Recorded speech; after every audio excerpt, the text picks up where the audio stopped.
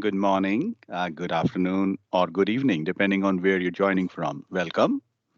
My name is Harpreet Dougal, and I lead product and partner marketing here at SkyKick. As Andra introduced, SkyKick is an ISV focused on making IT solution providers and partners more successful with the Office and Microsoft 365 opportunity. We include going into Azure and other related elements, but we are really focused on the Microsoft ecosystem.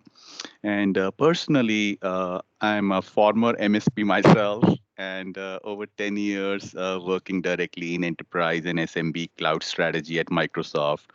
So I am genuinely passionate about what the power of the channel is and the challenges. And I'm happy to be here with you. And off to you, Jeff, for an intro. Thank you. So I am Jeff Moser. I am the CTO of Corticate IT. Corticate IT is a value-added reseller as well as a managed service provider based out of the greater Philadelphia area and focused on that area as well as the Mid-Atlantic region.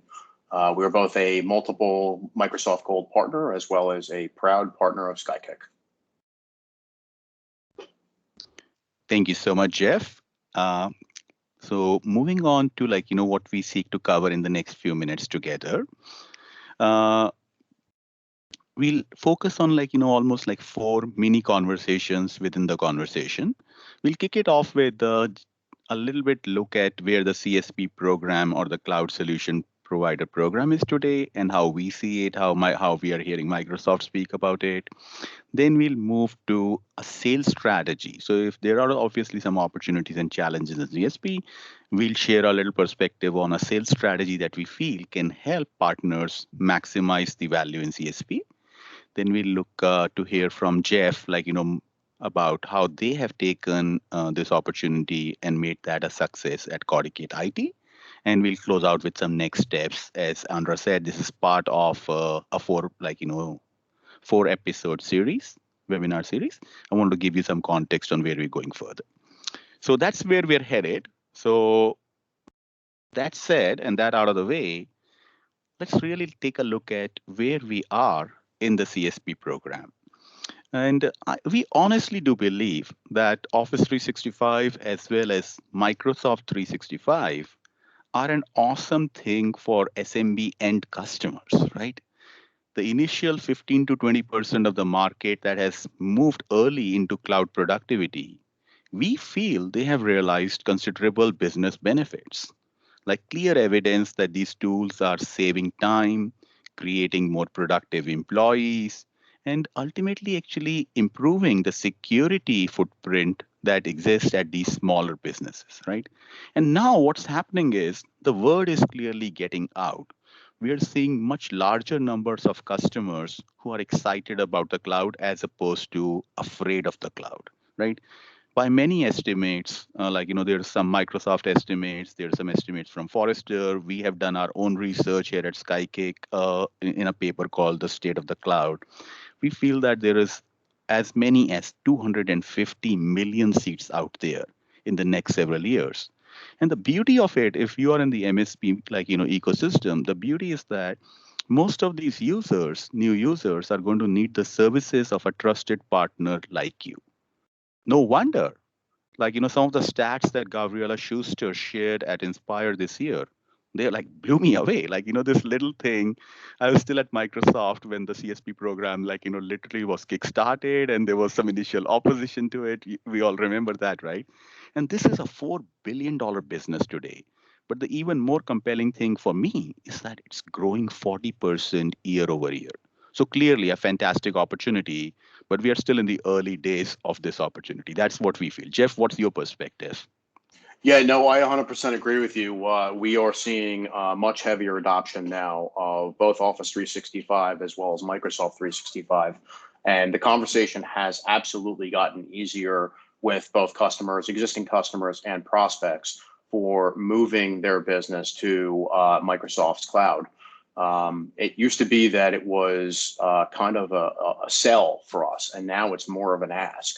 Now it's more of customers coming to us if we don't bring it up first, looking for that proven partner to help them move up to the Microsoft cloud. Awesome, thank you, Jeff.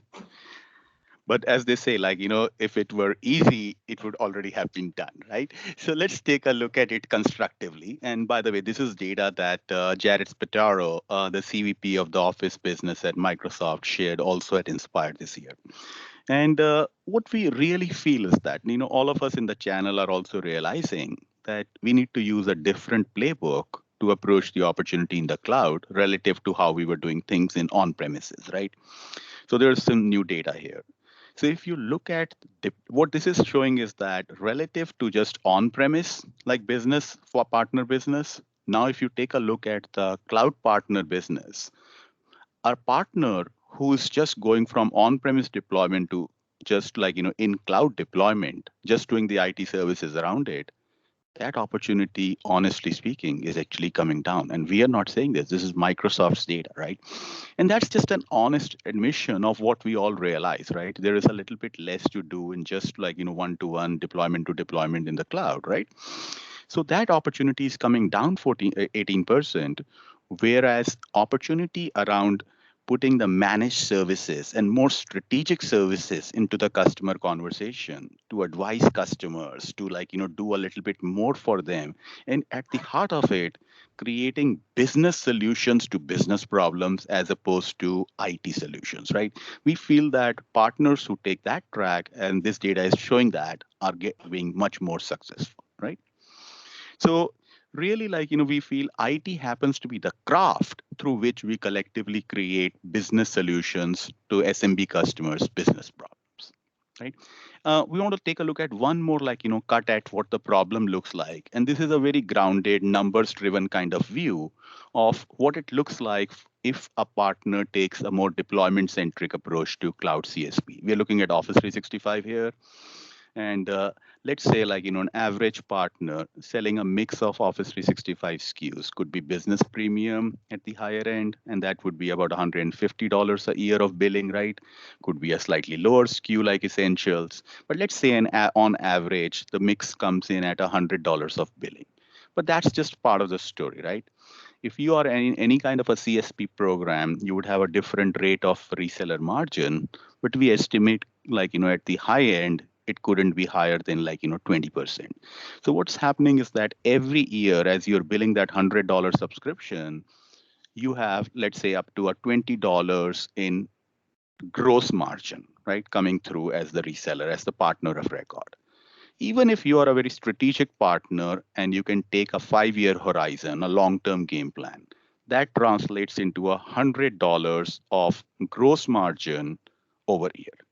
But, right, to get to this point, you had to do the hard work of migrating the customer into the cloud, right? So let's say you might have done like at least half an hour of engineering time per every socket, per every seat. That's easily like $50 to $100. Probably $50 doesn't go very far with you, Jeff, in the Philadelphia area. I know, but let's say conservatively, right? Conservatively, $50 to $100 in engineering time. You're probably using some technology, some like internal or external tool. Let's say another $10 to $30 of cost. Even if you estimate at the lower end, you're already out $60 before you even gotten started. So you guys are all smart people, so I'm not going to belabor the point. But we feel that if you do a deployment centric track, profitability could be as little as $8 to $10 a seat per year in Office 365.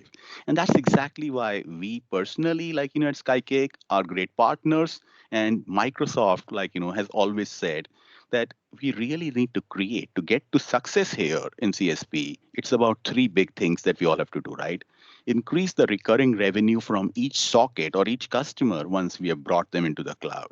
Number one. Number two, reduce the costs, like footprint, reduce migration costs, reduce the costs of service while creating a great experience for customers. And number three, like we have to build for scale. We have to scale, like to acquire and serve larger numbers of customers. In other words, create a strong managed services bundle. And then, like really the $1 million question becomes, how do you execute against it? And that is really the template of both remaining part of our conversation today, but also where we want to go in the next three chapters, right? How do you create what goes in your bundle? This is your accelerating time to market. Then how do you layer in your own uniqueness and differentiation on top for maximal success? Then change using the marketing and other demand generation to be even more successful acquiring customers and retaining them. And then fundamentally doing some internal change in how we look at financial success, how we look at business management, right? So that's kind of the template of the conversation. So let's begin with episode one, where we are like midway in this conversation, right? And then if you look at industry pundits, this is a like third party research agency, but very popular. So I quoted them here, right? So they say like, start with your sales strategy. So they are saying the partners who are now leaning on public SaaS solutions like Office 365, as well as related services from SkyKick or from other platform providers, and weave that into the design of their bundle are being more successful. And that's basically where the industry is trending. We want to share with you what we think of, like, what it means for our partners and for us. So we have this thing called the standard bundle that has enabled MSPs to more quickly assemble their own unique bundle around Office 365. So what we do in this bundle is we provide a completely free to you, mind you, free to you. You don't have to pass the free to the customer, or you can, that's your choice. Free to you license for SkyKick Office 365 migrations tools when you package in SkyKick Cloud Backup. So Cloud Backup is a great recurring revenue engine because, it's providing high margin revenue for you, but doing so at at the same time that it creates valuable data protection for the customer. And we feel the reason it works is that data protection solutions put you in a much more strategic dialogue with the customer. And that is the key to becoming a trusted advisor, where you're not just an IT provider. You're not just doing the wiring and plumbing. You're engaging with customers on where they're going with their productivity strategy or even their business strategy. So Jeff, tell us a little bit about how's this worked for you at Coricate briefly. Absolutely, yeah. I think that this model is very, very close to what we use as our own model for our managed service provider program, which we call Corticare, where we're really designed around a long-term engagement with the customer. And it's not just about if it's a net new customer and we're talking about Office 365, we're not only just talking about migration and how to protect your data once you're in the cloud, but also how do you utilize those cloud services most effectively. And from that perspective, we build the strategy out and work on whether it's a short-term or a long-term plan for implementing that strategy and then supporting it moving forward. So, it's very, very important for us to not just have a one-term project with a client. We want to build that relationship, and we want to see the business growth and the business benefit of implementing these types of solutions for our customers. Thank you, Jeff. Thank you very much. So there's a little bit of a financials look at what we're talking about, right? The concept that you're talking about. And you will remember, trust me, I won't belabor the point. There's a lot going on this slide. But you remember the financial slide we looked previously at, where it said it could translate into as little as $8 to $10 a seat in net profitability for every Office 365 socket. But the key upshot on this slide is, when you put the power of automation in our SkyKick migration suites to reduce a lot of the engineering and high cost, work that you have to do at the front, when you factor in that the license or the technology itself, we make it completely free, so there is a further reduction in cost.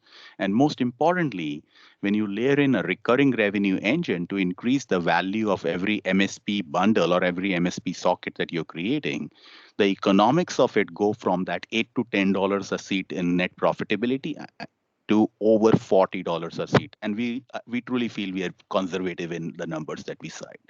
So with that, I think consider this a little bit the theory.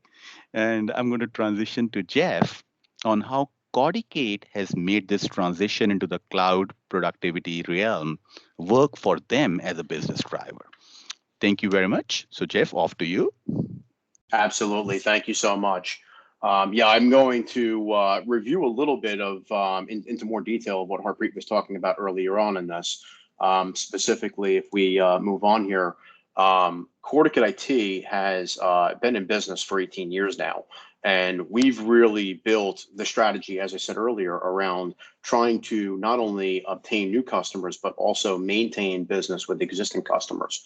And it's very, very important to us that those relationships are not only maintained, but we want to see those customers grow. As such, we're focused on long-term relationships, and we do this through a strategic approach with each of our customers, which is really built around their individual success. We focus primarily on delivering proven IT solutions and services.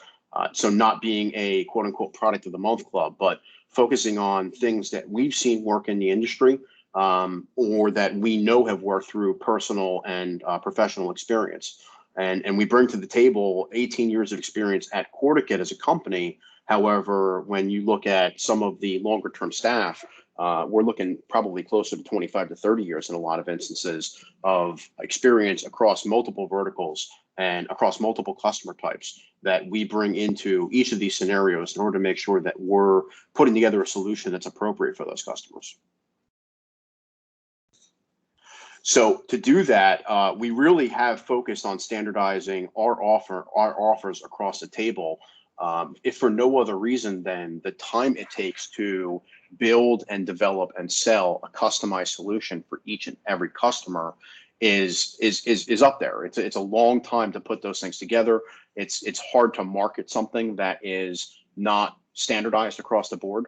And in general, up until we moved into the cloud world, sometimes there wasn't really a way around that because every customer had kind of their own on-premise solution, their own on-premise applications and infrastructure that we had to work around.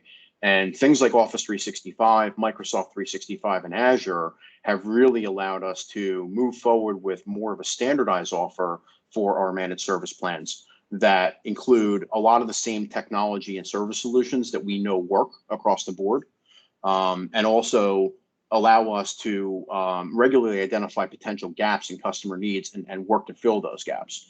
Obviously, we want to try and reduce the customization for each customer, but by doing these standardized processes, we can sell faster, we can sell to more customers, and more importantly, from an operations perspective, we can support them more efficiently because we're dealing with a strategy that's pretty consistent across the board as opposed to an individual configuration that's very specific to each customer. And so when we're filling gaps, there's generally a couple of internal decisions that are made. And I want to kind of walk through some of those today with you guys in order to help you understand how we go to market with new strategies, new products, and new solutions for our customers. And generally, it's almost always starting with a customer need. So, we'll have our standardized offering, which I'll go into some of the options in a future slide. But, when we run into a problem that we're seeing either with a group of customers or potentially across all customers, and it's something that we're not addressing with our standardized offering today, we want to spend the time to figure out what is the best way to address that gap. And so we always put the customer first when we're identifying new products and solutions, because at the very least, this helps reduce adoption time across the customers because we know it's a need. Our goal here is to get to market quickly and stay competitive with an offering that addresses the customer's needs as efficiently as possible. And for that reason, we normally look at new product offerings, new solutions offerings from a lens of whether we want to buy that solution, build that solution, or partner with the best of breed to bring that solution to market together. And in general, we've always found that you want to build what differentiates you, you want to buy what defines you, and you want to partner where the relationship is mutually valuable. So let's dig a little bit into how those decisions are made. So when we're figuring out what a new product or service solution is going to be to market, generally we're starting with identifying the offering. So that could be a service offering such as SharePoint development, or it could be a product offering such as cloud backup for Office 365. And we start by identifying that offering across our customers and what our customers' needs are to make sure that, first off, there's the sales and operations potential to make that offering something that people are going to need and people are going to want.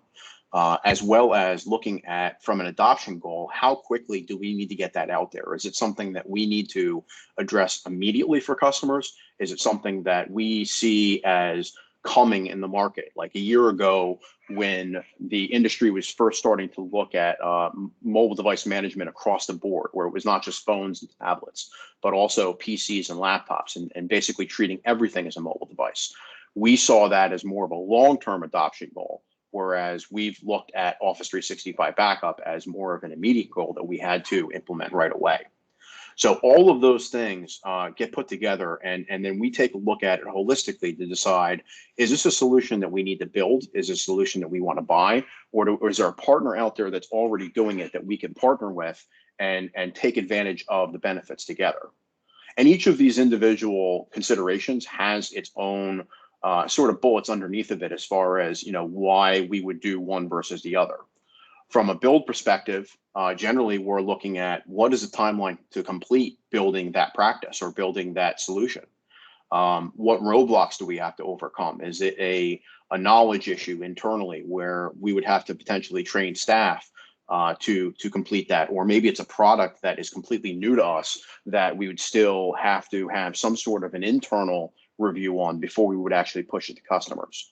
From a build perspective, especially building a practice, there's always a worry about the time to profitability because there's upfront costs associated with building. And then obviously, we're always going to be comparing, what about if we buy something, or what about if we partner with somebody that's doing it already? On the buy side of the house is a lot of the same things, except sometimes a little bit different. So from a buy perspective, I'm not really worried about, potentially building a product. I may be still worried about building a solution, but what's the integration time in order to take whatever I'm buying and make it work for us? And that could be translated a couple of different ways. It could be translated into potentially onboarding new resources, a dedicated Dynamics expert or a dedicated SharePoint expert that may have knowledge that's not included in the existing staff. There's going to be integration time into bringing that practice to light by buying that resource. And how quickly can we make that resource profitable? Do we already have a sales pipeline? Do we already have marketing efforts out there in order to talk about that new offering? And what's the long-term potential? It might be something that there is an immediate need for that potentially might not be as much of a need in the next 2 to 3 years, in which case, does it make sense to buy an offering or make sense to buy a person in order to do that? And lastly, we generally look at partnering with what we'll call best of breed, and it's best breed products as well as best of breed partners out there. From a partnership solution, a lot of companies are afraid to partner, I think, whether it be a trust issue or a time to market issue. But from our perspective, I want to partner with somebody that has an established solution, has a good industry reputation, has a defined onboarding process in order to get us on board as quickly as possible. And then look at that as a comparison of build or buy and determine whether or not the timeline makes sense to partner.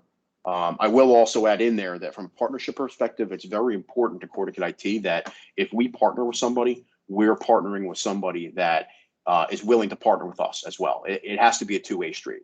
Partnership is very important. It's operating in both directions. And so one of the reasons why we partnered with SkyKick was about some of the features that they had in their platform today. The ability to move to the cloud and do so in such a way that it takes a lot of the engineering burden off of the more complicated migrations, because some of the SMB migrations are primarily just an on-premise Exchange server or potentially a Google Cloud to Microsoft migration, where I don't need to have the most senior of engineers working on that migration. I can utilize the tool that is designed to help us accelerate those migrations and have them happen quicker and with more people. Also, the cloud backup solution. We were looking specifically for a solution that allowed us to back up data within the cloud as opposed to back up data in the cloud and bring it back on premises. As well as we wanted something that was going to be relatively hands-off, easy to manage, and also give our customers the ability that they could manage their own cloud backups as well. And then finally, from a management perspective, that's okay. Finally, from a management perspective, the the ability to manage all of those things from a single pane of glass, which is super important. But in addition to SkyKick, I would say that for anybody out there that is either a current MSP building Office 365 business, looking to add an MSP practice to their existing Office 365 business, where we're seeing the most success is in, once again, the standardized bundles and using the same products and the same services that we've proven across all of our customers overall. And those tend to be a lot of the same things like endpoint security, endpoint management, like through Microsoft Intune or potentially another product, compliance, whether it be DLP at the endpoint or potentially an application that is keeping the compliance up to date for a specific need like HIPAA or NIST or SEC FINRA. Cloud security, both from a cloud app perspective as well as protecting data that's coming in and out of your cloud. And then finally, email filtering, which is pretty important, I think, across the board. Office 365 obviously has Exchange Online protection, but we've often found a need to add on an existing email filtering or new email filtering solution that is going to provide more functionality and more features for a lot of our customers. So at the end of the day, this really all comes back to what Corticate IT calls our Corticare offering. And we've had this offering for almost the entire time that Corticate's been in business. The idea around Corticare is to ensure business productivity, ensure proactive strategy, ensure predictable costs, and make sure that we have documentation, process documentation for everything that we do. The idea is to bundle solutions that are going to give customers peace of mind, both from a protection and security perspective. And we really want to have our customers focus on solving, running their business as opposed to trying to solve IT problems for their business. And that's really what keeps us up at night, is making sure that our customers are protected and that they are achieving their own goals. Thank you so much, Jeff. Absolutely. So I just wanted to I know we are a little bit over time. So we just have one clear call to action. As I mentioned, we're going to have 3 subsequent chapters of this dialogue on how to make this more and more real. But you can really help us, all of us together collectively by going to cloudsuccess.skykick.com. And there will be a little assessment and a little bit more assets there that map to what we talked about today. And you could help us all collectively by taking a small assessment there on where you feel like your biggest challenges and opportunities are. So with that, back to you, Andra. If we can still take a couple of questions, that'll be fantastic. Thank you, Harpreet. So if any of you has any questions, now is the time to take yourselves off mute and ask away.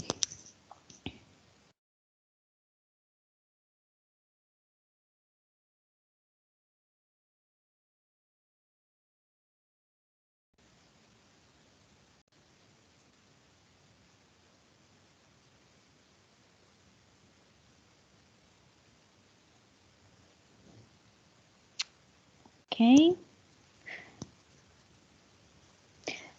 I believe there are no questions. So with this, I think we can conclude the call. Thank you so much, Harpreet and Jeff. I think it was a great presentation. So looking forward to the next episode. Absolutely. Thank you for your time, everybody. Sure. Thank you, Bye, everyone. Bye.